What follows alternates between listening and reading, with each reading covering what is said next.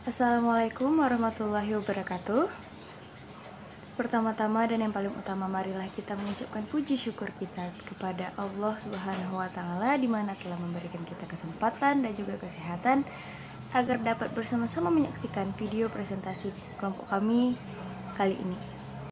Tak lupa pula kita sanjungkan salawat kita ke Nabi besar Muhammad Sallallahu Alaihi Wasallam, yang mana telah membawa kita dari zaman kebodohan ke zaman yang berilmu pengetahuan seperti sekarang ini. Sebagai moderator, izinkan saya untuk memperkenalkan diri saya dan juga kelompok saya.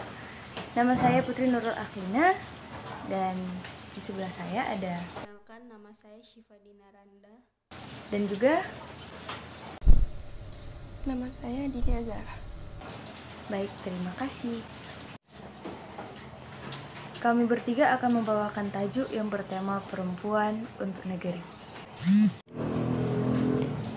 Berbicara tentang perempuan, bukan sedikit hasil kajian yang menyebutkan bahwa perempuan dan anak adalah kelompok rentan yang sering mengalami masalah konflik, kemiskinan, kekerasan, dan juga lain sebagainya. Dan itu bukanlah kasus yang terjadi cuma di Indonesia saja, melainkan di seluruh dunia. Di era emansipasi seperti sekarang, perempuan sering sekali dianggap sebagai kelompok kelas 2 subordinat, di mana mereka tidak mendapatkan persamaan haknya sebagaimana laki-laki. Dalam perkembangannya, memahami persoalan ketidakadilan gender tidak lagi cukup hanya dengan konsep gender yang sikapnya dikotomis, yaitu hanya melihat perbedaan laki-laki dan juga perempuan. Beberapa ilmuwan menganggap bahwa konsepsi gender sebagai suatu perbedaan antara laki-laki dan perempuan terjadi hanya pada satu jenis laki-laki dan juga satu jenis perempuan. Maksudnya adalah konsep tersebut mengarah pada generalisasi akan karakteristik laki-laki dan perempuan, fisiknya, serta tidak melihat keterkaitan atau relasi antara keduanya. Kepala Balitbang Kumhan, Sri Pugu Utami, berpendapat peran perempuan sejatinya tidak hanya membangun diri dan juga keluarganya, tetapi juga membangun masyarakat dan negara. Negara akan kuat jika ada perempuan kuat di dalamnya. Oleh karena itu, perempuan harus diberi peluang seluas-luasnya untuk terlibat dalam pembangunan masyarakat, ekonomi, dan juga negara. Kesempatan perempuan untuk ikut andil memasuki ranah publik sebenarnya sudah terbuka akibat munculnya semangat untuk mendorong kesetaraan gender dari organisasi-organisasi internasional dan Perserikatan Bangsa-Bangsa atau PBB. Hal tersebut dijelaskan dalam Konvensi Penghapusan Segala Bentuk Diskriminasi Terhadap Wanita, Convention on the Elimination of All Forms of Discrimination Against Women atau CEDAW, yang ditetapkan pada tanggal 18 Desember tahun 1979, di mana Indonesia meratifikasi konvensi tersebut ke dalam Undang-Undang Nomor 7 tahun 1984 sebagai penegasan agar terwujudnya persamaan kedudukan antara laki-laki dan perempuan. Indonesia dengan menghapus praktek diskriminasi yang menghambat kemajuan perempuan. Keterlibatan Indonesia pada isu-isu global mempengaruhi arah kebijakan pemerintah dalam pembangunan, khususnya pembangunan manusia di berbagai sektor. Hal tersebut pelan-pelan mempersempit kesenjangan antara laki-laki dan juga perempuan, serta meningkatkan kualitas hidup antara keduanya. Salah satu contoh adalah bertambahnya perempuan yang mengenyam pendidikan. Kualitas hidup sangat erat kaitannya dengan pembangunan, khususnya pembangunan manusia, di mana indikator untuk mengukur kualitas pembangunan manusia adalah terpenuhinya kebutuhan dasar dalam hal kesehatan, pendidikan, dan juga perekonomian. Secara kuantitatif, membaiknya kualitas hidup manusia ditandai dengan peningkatan indeks pembangunan manusia atau IPM, baik laki-laki maupun perempuan. Indeks Pembangunan Manusia atau IPM adalah sebuah model statistik yang diperkenalkan oleh United Nations Development Program atau UNDP pada tahun 1990, di mana fungsinya adalah untuk mengukur kualitas hidup di suatu wilayah. Selanjutnya akan dijelaskan oleh teman saya, Syifa Dinaranda. Kepada Syifa, saya persilahkan. Menurut data BPJS yang keluar pada tahun 2010 sampai tahun 2015, kecepatan pertumbuhan IPM perempuan itu selalu lebih besar dibandingkan IPM laki-laki. Hal tersebut menyebabkan IPG selalu naik setiap tahunnya. Namun berbeda hal yang terjadi pada tahun 2016. IPM perempuan tumbuh sebesar 0,69%. Pertumbuhan tersebut nyatanya kalah dengan IPM laki-laki yang tumbuh sebesar 0,92%. Hanya komponen rata-rata lama sekolah yang pertumbuhannya lebih baik dari tahun sebelumnya, kontras dengan angka harapan hidup atau AHH, harapan lama sekolah atau HLS, dan pengeluaran per kapita yang justru mengalami perlambatan dibandingkan tahun 2015. Komponen HLS lah yang menjadi penyebab utama perlambatan IPM perempuan. HLS perempuan bahkan hanya tumbuh sebesar 0,87%, yang turun cukup signifikan dibandingkan pada tahun 2015 yang mencapai 2,27%. Pertumbuhan perempuan yang melambat ini kemudian menjadi faktor penyebab turunnya IPG pada tahun 2016. Menurut Menteri Pemberdayaan Perempuan dan Perlindungan Anak atau PPPA, yaitu Yohana Yembis, luas dan besarnya cakupan kesetaraan gender dalam berbagai bidang pembangunan sangat membutuhkan sinergitas antar K atau L, pusat, daerah, dan antar daerah juga berperan besar untuk meningkatkan daya ungkit pembangunan untuk mewujudkan pembangunan nasional termasuk SDGs secara merata dan adil. Mari bersama-sama meningkatkan kualitas hidup perempuan dan anak melalui strategi pengurus utamaan gender guna mewujudkan keadilan dan kesetaraan gender dalam berbagai dimensi pembangunan, ujar Menteri Yohana Yembis. Perempuan bisa menjadi aktor strategis di dalam pembangunan, tidak hanya pembangunan di desa, tapi juga pembangunan secara nasional yang dapat mengubah kehidupan masyarakat Indonesia menjadi lebih baik dan sejahtera.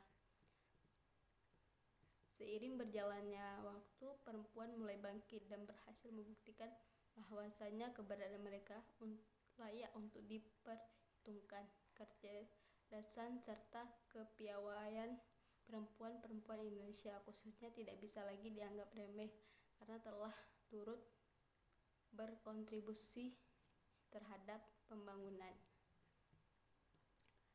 Mulai dari menyiapkan bahan bakar, perbaikan menangkap ikan, memasak bahan untuk nelayan laki-laki. Setelah ikan tiba di dermaga, perempuan kemudian berperan sebagai penjual atau pengupas kerang. Mereka juga ahli dalam mengolah ikan menjadi makanan siap saji seperti tekwan, sambal, ataupun kerupuk, sehingga harga jual produk ikan menjadi naik.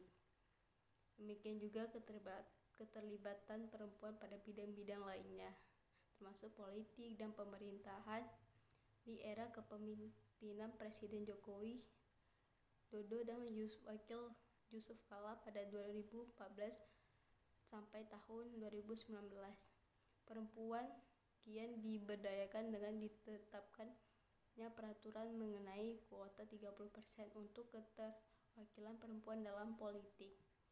Meskipun dalam praktiknya tidak semua perempuan yang berkecimpung di dalam bidang politik memiliki kewenangan untuk mengambil keputusan-keputusan yang strategis, namun setidaknya mereka mampu mempresentasikan kehadirannya serta menyuarakan aspirasi perempuan di level kebijakan pemerintah.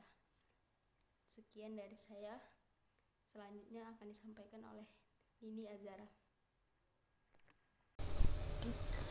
Berdasarkan prediksi Badan Pusat Statistik atau yang biasa disingkat dengan BPS tahun 2015 lalu, populasi Indonesia pada tahun 2018 mencapai tak kurang dari 264,2 juta jiwa atau 50,2% adalah laki-laki, sementara 131,5 juta jiwa atau 49,8% adalah perempuan. Sedangkan indeks pembangunan gender atau yang biasa disingkat dengan IPG, Indonesia diketahui mengalami kenaikan dari 90,82 di tahun 2016 menjadi 90,99 di tahun 2018. IPG yang mendekati 100 itu secara jelas mengindikasikan bahwa semakin kecil kesenjangan pembangunan antara laki-laki dan perempuan. Sementara indeks pemberdayaan gender atau yang biasa disingkat dengan IDG, Indonesia ikut tercatat naik dari 71,39 pada tahun 2016 menjadi 71,74 di tahun 2017. IDG adalah indikator yang menunjukkan apakah perempuan dapat memainkan peranan aktif dalam kehidupan ekonomi dan politik. Satu hal yang perlu digarisbawahi, tingkat pendidikan perempuan rata-rata lebih tinggi dari laki-laki. Akan tetapi, tingkat partisipasi angkatan kerja atau yang biasa disingkat dengan TPAK, perempuan justru sebaliknya lebih rendah dibanding TPAK laki-laki, yakni hanya di angka 55%. Menurut survei Angkatan Kerja Nasional di tahun 2018 yang dirilis oleh BPS, proporsi laki-laki dalam sektor kerja formal hampir 2 kali lipat dibanding perempuan. Mirisnya dalam 10 tahun terakhir, tren proporsi tersebut cenderung stagnan dan bahkan perempuan bekerja masih sangat rentan untuk terpapar economic shock. Masih dari data BPS, sekitar 26% pekerja perempuan adalah pekerja sektor rumah tangga. Selain itu, sebagian besar pekerja perempuan adalah pekerja dengan keterampilan menengah hingga rendah yang proporsinya mencapai 89% atau sekitar 43,8 juta jiwa. Menyadari pentingnya peran perempuan dalam pembangunan, pemerintah Indonesia membidik 4 sektor utama, yakni di bidang pendidikan, kesehatan, ketenagakerjaan, serta terkait pencegahan kekerasan. Di samping itu, langkah strategis disiapkan untuk mengatasi isu pemberdayaan perempuan, kesetaraan gender, sekaligus mencapai tujuan pembangunan berkelanjutan atau Sustainable Development Goals, terutama tujuan kelima, yaitu kesetaraan gender. 1. Bidang pendidikan. Pemerintah mengimplementasikan wajib belajar 12 tahun serta menyediakan kesempatan bagi anak-anak dari keluarga yang kurang mampu melalui KIP atau Kartu Indonesia Pintar dan program Keluarga Harapan. 2. Bidang kesehatan. Indonesia fokus untuk memperbaiki akses dan kualitas pelayanan kesehatan untuk ibu, anak, dan remaja. Mengakselerasi usaha perbaikan nutris, mengintegrasikan kesehatan reproduksi ke dalam kurikulum pendidikan, mendorong pengetahuan dan keterampilan berkeluarga, serta memperbaiki akses dan kualitas keluarga berencana. 3. Bidang ketenagakerjaan. Pemerintah fokus untuk memperluas kesempatan kerja, mendorong fleksibilitas pasar tenaga kerja, menyesuaikan gaji dengan mekanisme pasar, memperbaiki keterampilan dan kapasitas tenaga kerja dengan pelatihan untuk perempuan, dan menguatkan implementasi kebijakan tenaga kerja yang mengakomodasi kesetaraan gender. 4. Terkait pencegahan kekerasan. Indonesia menargetkan peningkatan pemahaman atas definisi kekerasan dan penyeludupan perempuan, menyediakan perlindungan hukum bagi kasus kekerasan terhadap perempuan, dan meningkatkan efektivitas pelayanan bagi penyintas anak dan perempuan. Kenapa negara harus lebih mendukung perempuan? Negara memiliki tanggung jawab yang besar dalam menghapuskan diskriminasi terhadap perempuan. Tumbuh kembangnya praktek diskriminasi terhadap perempuan sangat terkait erat dengan berbagai persoalan yang banyak terjadi di sekeliling, seperti kemiskinan, serta pembatasan hak perempuan dalam berpolitik maupun untuk berkiprah di ruang publik atau di dalam bekerja. Dengan adanya tenaga kerja perempuan mampu memberikan kontribusi positif dalam perkembangan suatu perusahaan, keuletan dan ketelitian mereka diharapkan mampu meningkatkan performa kerja departemen yang nantinya bermuara dan performa perusahaan. Berdasarkan penjelasan di atas, dapat disimpulkan bahwasanya gender bukanlah penghalang bagi kaula perempuan hebat di luar sana untuk berkarya dan mengabdi di masyarakat. Perempuan hebat untuk negeri, perempuan bisa. Terima kasih.